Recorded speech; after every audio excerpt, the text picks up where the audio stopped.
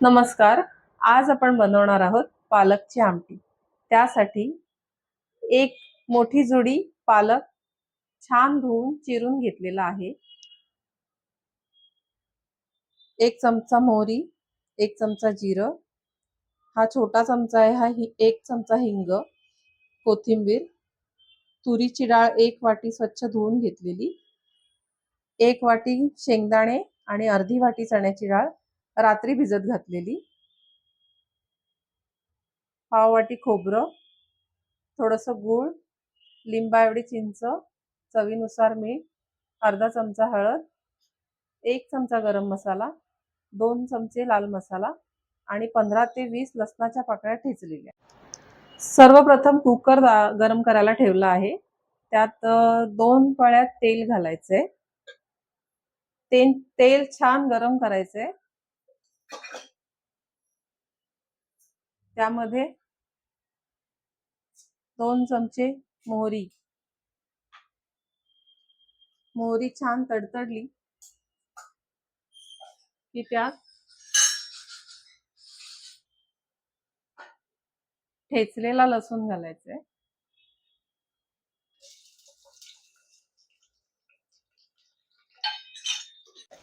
लसूण जरा गुलाबी व्हायला आलं की 1 चमचा जिरं घालायचंय.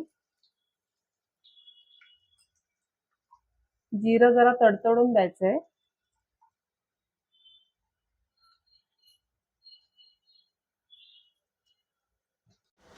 जिरं तडतडलंय आणि लसूण पण ब्राऊन होत आलंय. आता 1 चमचा हिंग घालायचंय आणि लगेच भिजवलेले शेंगदाणे आणि चण्याची डाळ घालायची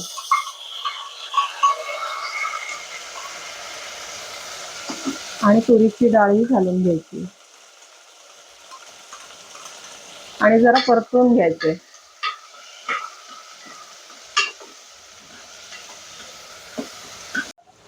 जरा 2-3 मिनिटं डाळी आणि शेंगदाणे चांगलं परतून घेतलंय.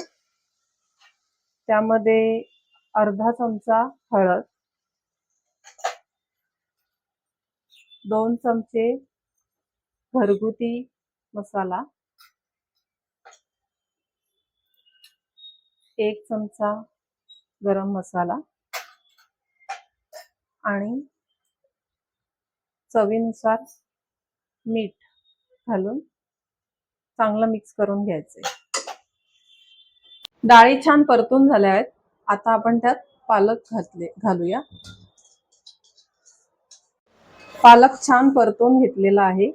आता यात पाणी घालते मी तरी 1.5 ग्लास पाणी घालते. तुमच्या अंदाजानुसार तुम्हाला किती पातळ आणि घट्ट हवं त्यानुसार तुम्ही पाणी घालू शकता. पाणी घालून मिक्स करून घेतल्यानंतर त्यामध्ये गूळ घालायचंय आणि चिंच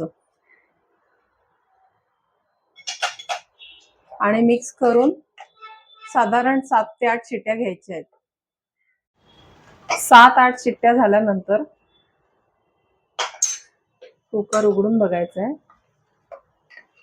कन्सिस्टन्सी ऍडजस्ट करायची. अजून थोडं पाणी घालायला लागणार आहे.